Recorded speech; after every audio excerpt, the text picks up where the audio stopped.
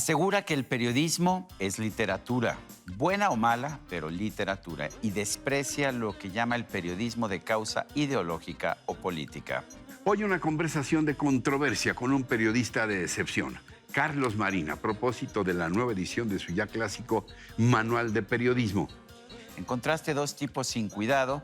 Los invitamos a conocer un nuevo espacio dedicado al arte en el Centro Histórico de la Ciudad de México. El Museo Caluz de Arte Mexicano, ubicado en lo que fuera la Casa de los Condes de Villanueva, en la esquina de Avenida Hidalgo y Paseo de la Reforma.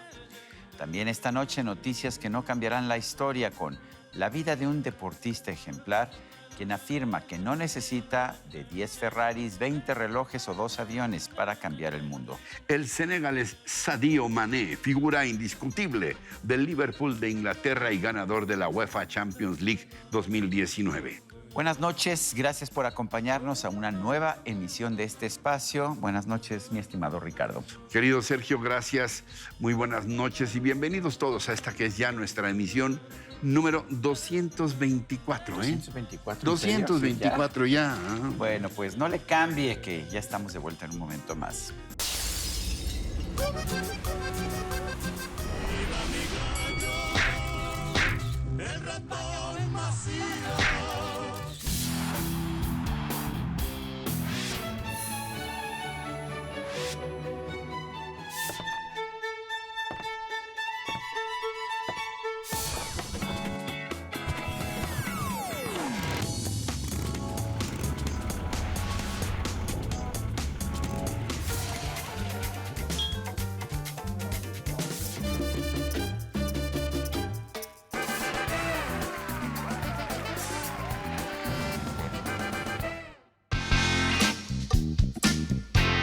Carlos Marín es un audaz referente del periodismo en México. Comenzó su carrera siendo muy joven, sí, Carlos Marín fue joven también en el periódico El Día, para después trabajar en las últimas noticias de Excelsior. Cofundador del semanario Proceso, en el que laboró a lo largo de 22 años. Fue también coordinador de los talleres de redacción periodística de nuestra UNAM y profesor de periodismo en la Universidad Iberoamericana. Ha sido igualmente director general editorial de Grupo Milenio, comentarista político de radio y televisión y conductor del programa El Asalto a la Razón en Milenio Televisión.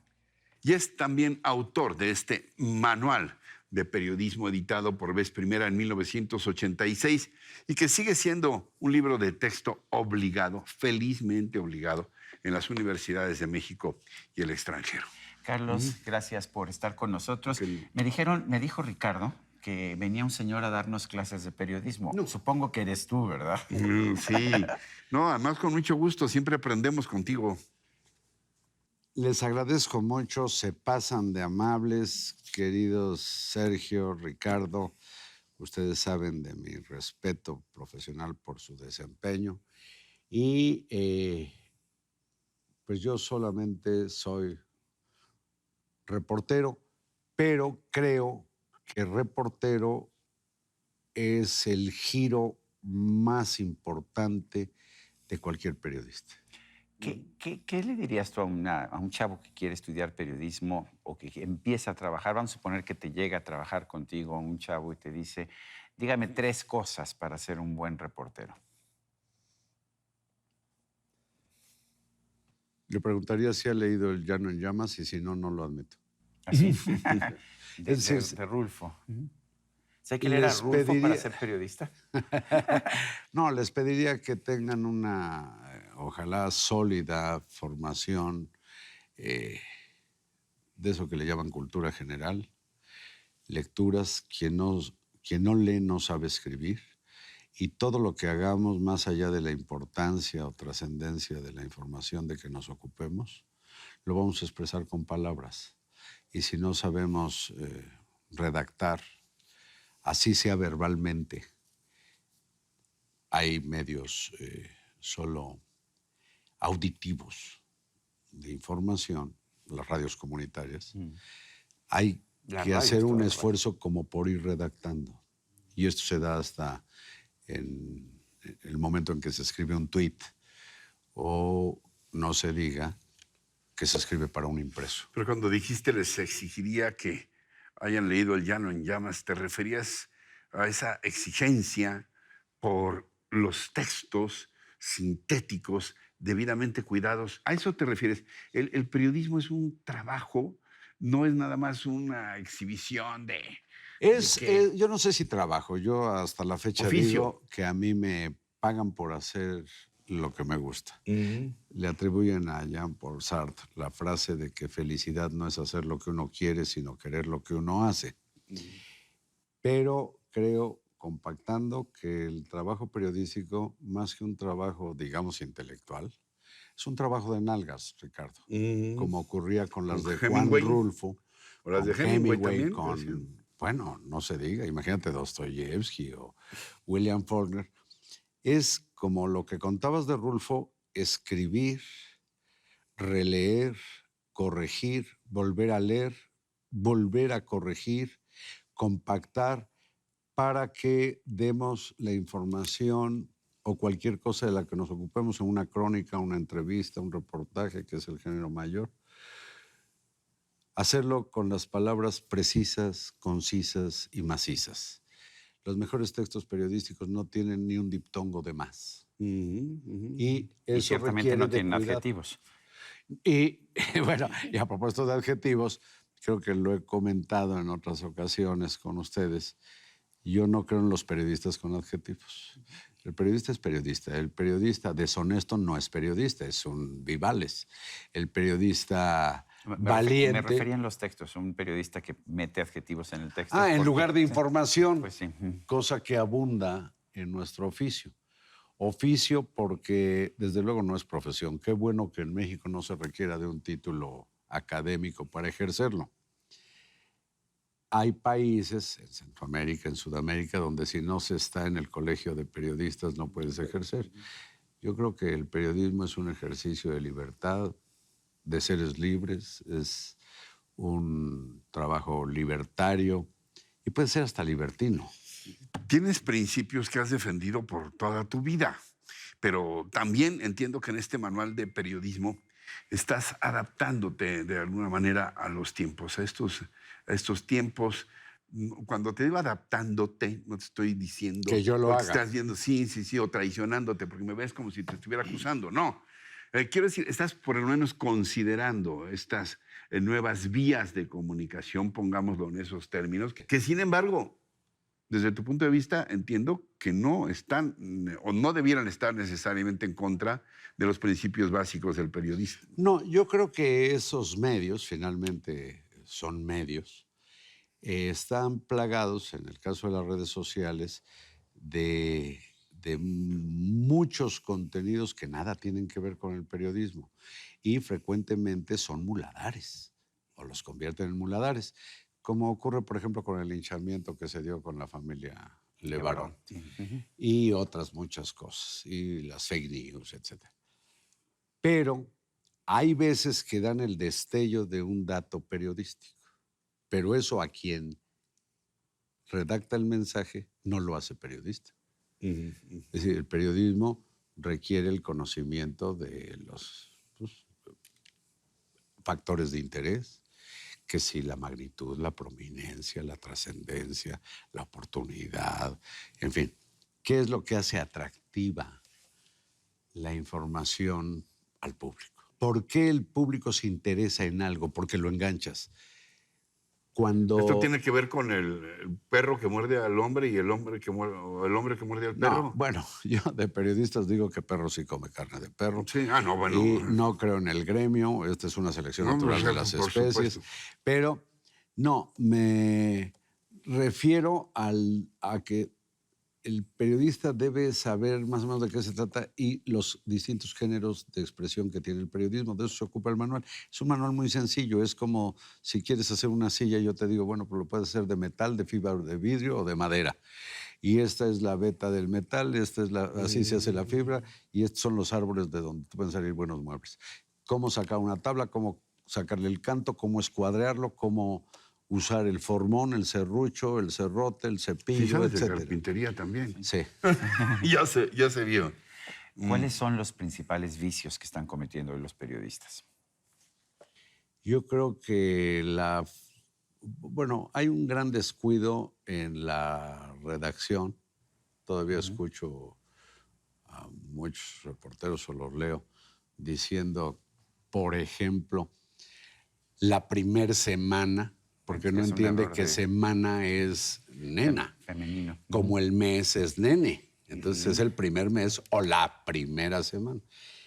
Falta de lustre, falta de lectura, falta de interés por contextualizar la nota, porque frecuentemente la nota no es lo que presenciamos, sino además todo lo que sabemos sobre el asunto que estamos atestiguando. Pero además ahí con la aportación del lenguaje, que tú también siempre has defendido. La aportación del Sí, lenguaje, claro. la literatura, pues la riqueza. Bueno, yo creo que los reporteros, cualquiera que sea su fuente, si leen, ya no digas novela, historia, filosofía, etcétera, sino además, ¿qué te parece? Teatro, poesía, pues tendrán mejor oportunidad de darse a entender. Esa deficiencia es muy común en todos los medios. Y en el caso de los que les llaman nuevas tecnologías, que estoy seguro que en un año o dos serán las antiguas tecnologías, pues no son más que medios. Ahora, el único que se ha inventado para ejercer el periodismo es el impreso. Los periódicos, buenos o malos, lo único que tienen que ofrecer es material periodístico. Y el público, ante un impreso, un periódico, una revista, es un agente activo. No tiene de música de fondo el noticiario de radio o se descuida viendo televisión y se traga todos los comerciales. En un impreso, yo veo a qué hora, si me suscribo, compro el ejemplar, veo qué anuncios leo o no, me los brinco o no, desplegados, etcétera. ¿En qué orden es el periódico? Y a qué hora lo veo y a qué hora subrayo y todo. No hay otro medio que se haya inventado hasta la fecha para hacer periodismo. Pero hay una declinación de los impresos. Sí, ¿Te preocupa? sí. No, no me preocupa porque no desaparecerán. En sí, el impreso en papel, ¿piensas que no va a desaparecer? No, desde luego no. ¿Piensas que en 20, 30 años vamos a seguir leyendo periódicos en papel, revistas Sí, en papel? seguro, seguro. Como yo sigo escuchando la radio o voy al cine, que son inventos antiguos. Yo creo que no, pero pues igualmente como no soy Walter Mercado, en paz descanse, pues no sé lo que va a pasar. Ahora, conceptualmente, ¿en qué momento estamos Mira, viviendo? yo creo que este punto a que te refieres es algo de lo que más alienta el oficio periodístico. El presidente, por desgracia, comete un error. Quien generaliza, absuelve. No se puede hablar de los problemas de la mujer mexicana porque no sabe si se refiere a las maquiladoras de Ciudad Juárez o a las mexicanas paisanas nuestras celtales de Chiapas u hombres narcomenudistas. No se puede hablar de los problemas de la juventud mexicana. Pues, ¿cuál? ¿La de la náhuac o la de alguna normal rural en algún estado? Ayotzinapa. Bueno, generalizar es absolver. No sirve para nada. No es ni preciso, ni conciso, ni macizo. Pero a propósito de lo que está ocurriendo en este gobierno del licenciado López Obrador, yo creo que en 52 años casi que voy a ser de reportero, no he vivido la impresión que tengo ahora, que hagan de cuenta que abrí una puerta, o sea, abrí una puerta y encontré vetas de diamantes, de oro, de malaquita, de lapislázuli. Es una gran mina, es una gran motivación para ejercer el oficio periodístico, como en ningún otro de los otros 10 presidentes que me tocó. O sea, Andrés Manuel López Obrador nos incentiva a tener un buen trabajo periodístico, Sí. incluso un trabajo ¿A ti no crítico, te ha intimidado? Al No, contrario. desde luego no. Dices, no. bueno, No. Por ejemplo, él dice, los periodistas no son mis enemigos, son mis adversarios.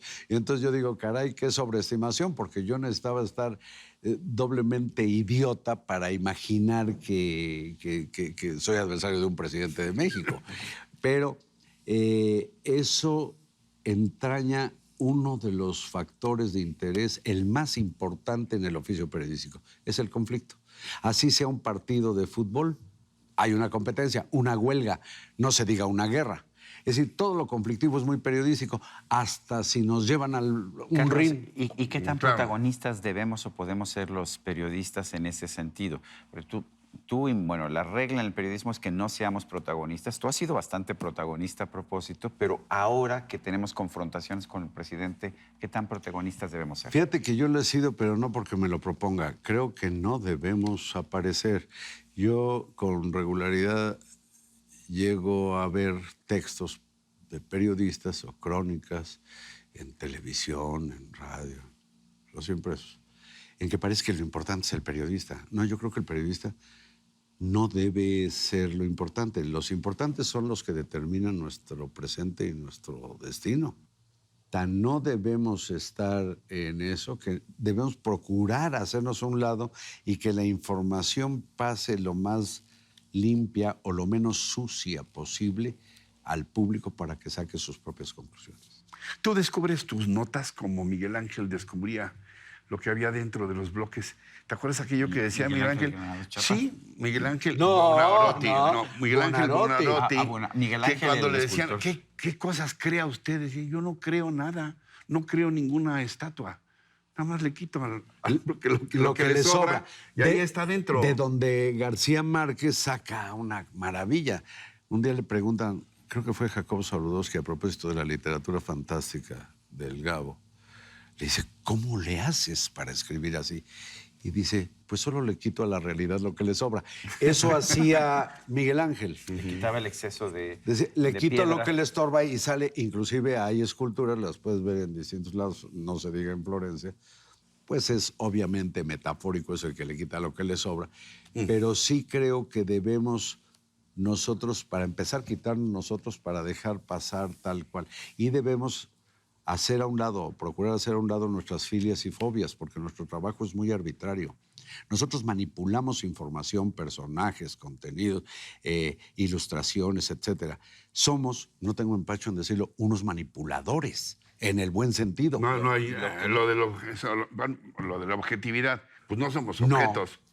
Y entonces debemos procurar no proyectar nuestras filias y fobias políticas, porque si no, mejor nos vamos a un partido Pero, mi político. querido Carlos Marín, lo que no podemos manipular, sobre todo en televisión, es el tiempo. O sea que gracias por esta conversación. Y Ya gracias está a por la invitarnos. venta. Sí, el manual de Nada más periodismo. dinos en un minuto, ¿qué esperas que encuentren tus lectores, los estudiantes, los millennials, la gente de cualquier edad que esté interesada en Que comprender encuentren mejor el que, periodismo? como decía Anthony Quinn en un comercial, si las cosas de la vida fueran fáciles, cualquiera las haría. Quien se quiera dedicar al periodismo tiene sí que conocer y dominar los rudimentos, que es de lo que se ocupa este libro.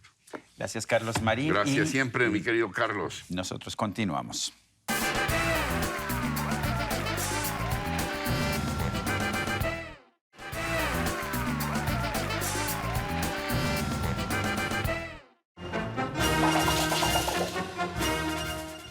Pues me sigues impresionando, mi querido Sergio. El lugar es hermoso y ahora ya está a punto de terminar una exposición que a mí me parece muy importante sobre los 80 años de los artistas del Además, exilio eso te español en llega, te México. llega, Me llega mucho te al llega, corazón, claro. debo decirlo.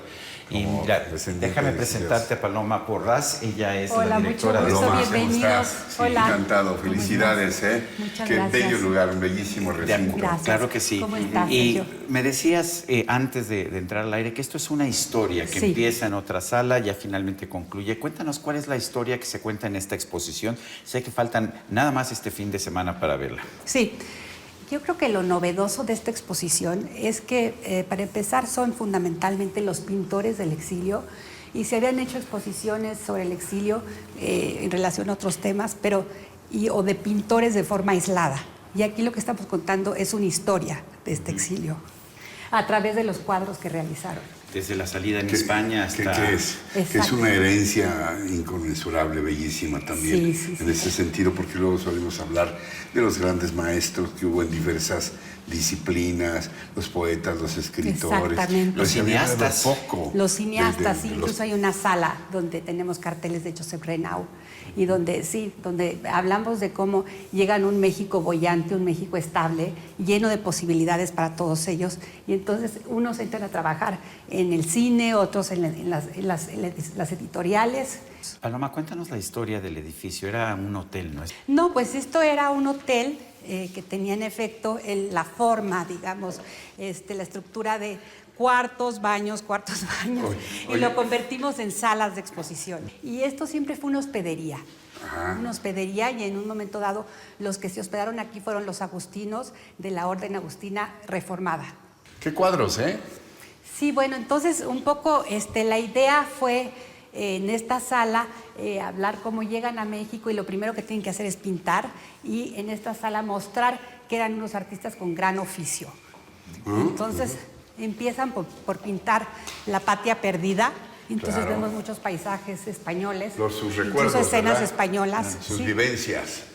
Una taberna española, sus vivencias, lo que recordaban. Bueno, yo recuerdo que iba con... Esto es en España, pero mi padre me llevaba ya al café de La Habana, en el centro, y ahí iba mi sí, abuelo, y ahí decían, este año cae Franco, y ya Exactamente. tenían el dedo hasta acá. Bueno, eso es lo que decía Abel Quesada, ya tenían el dedo hasta acá porque decían, este año Porque cae nunca Franco. caía. Pero Nunca era caía. así, era más o menos, eran tertulias. ¿Qué es lo que va a encontrar el público que venga a esta exposición?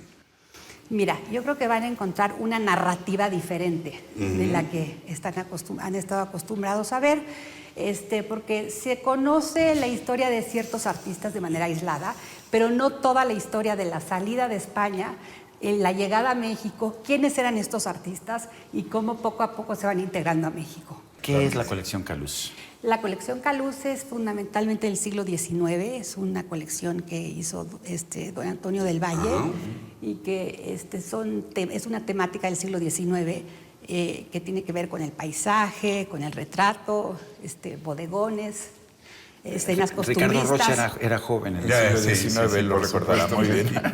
Bueno, Pues el tipo de obra es del siglo XIX. Esta exposición se cierra el domingo 8 de diciembre, ¿no? Sí. Eso es. Muy Sí. bien, pues lo tomaremos en cuenta. Unos días. Es nada más este fin de semana. Una oportunidad espléndida. Y para Gracias. Para ver este edificio ya totalmente transformado en otra cosa, con estas maravillosas galerías y estas obras que forman parte de la colección Caluz. Paloma, Bien. gracias por recibirnos. Muchas gracias. Gracias a ustedes. Pues nosotros continuamos, si te parece bien. Se trata de uno de los jugadores de fútbol mejor pagados del planeta, pero no olvida sus orígenes humildes en su natal Senegal. Es Sadio Mané, una de las grandes figuras del Liverpool de Inglaterra, junto con el egipcio Mohamed Salah y el brasileño Roberto Firmino, forman una de las más impresionantes tripletas del fútbol. El actual campeón de la UEFA Champions League sorprendió al rico y frívolo mundo del fútbol con sus recientes declaraciones. En una entrevista realizada para el programa Talents d'Afrique, Talentos de África del canal senegalés Tele Dakar, Mané dijo contundente: ¿para qué quisiera yo tener 10 Ferraris, 20 relojes de diamantes o 2 aviones? ¿Qué harían esas cosas por mí y por el planeta? Una afirmación contundente, sobre todo en un mundo tan materialista como el del fútbol, en el que los jugadores les gusta lucir sus fabulosos autos, últimos modelos, joyas exóticas, casas de ensueño y ropa de diseñador. Y también novias espectaculares, ¿verdad? Pero no, Mané ve la vida de otra forma. Con un sueldo de 15 millones de euros al año, dice que prefiere, sin embargo, que los suyos reciban algo de lo que la vida le ha dado a él. Y lo dice y lo hace. Recientemente donó 300,000 euros para la construcción de una escuela en la ciudad en la que creció. Igualmente proyecta levantar un hospital y construir un estadio. Y, por si esto fuera poco, entrega mensualmente 70 euros a cada una de las familias de su barrio para ayudar a la economía familiar. Sí, y sabes que Yo sé que te duele aficionados, que no esté en el Barça. Sí, me pero... duele que no esté en el Barça. Los aficionados del Barça les dieron una lista de 20 jugadores para ver a quienes querían que se contratara, y Sadio fue con mucho el del primer lugar, pero dicen en el Liverpool que es intocable, O sea que no tiene precio. No lo veremos en el Barça. Está difícil, Ni en el Real Madrid tampoco. Bueno, los esperaremos, eso sí, con toda seguridad, esperamos en nuestra próxima emisión, ¿no? En nuestra próxima edición, que ya será la número 225. Así que hasta entonces. Hasta siempre.